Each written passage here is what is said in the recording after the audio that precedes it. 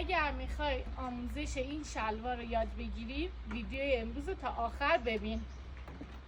خب ببینید برای الگو سازی این مدل شلوار من خط اتوی شلوارمو تا قسمت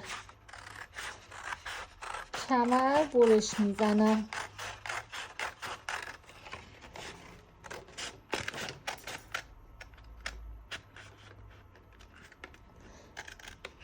روی مقوام یک خط صاف کشیدم که این قسمت بالا رو اینجا ثابت میکنم.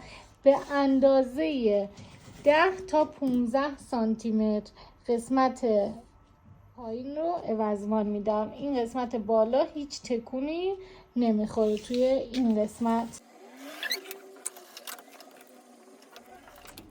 حالا توی قسمت پهلوی کار این قسمت هم من بین 3 تا 5 سانتی متر اضافه میکنم، به خط فاقم وصل میکنم.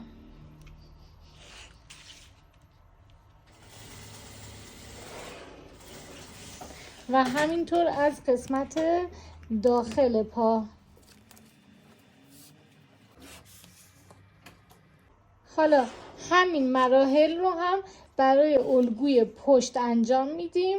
خط وسط خط اتوش رو برش میزنیم. اینجا یه عوضمان، اینو الان من 10 سانت دادم به هر طرف. پشت هم دقیقا همین 10 سانت. قسمت بالای کارمون هیچ تغییری نمیکنه، ولی قسمت دمپام مثل همین شلواری که اول ویدیو دیدین حالت فون و کلوش داره.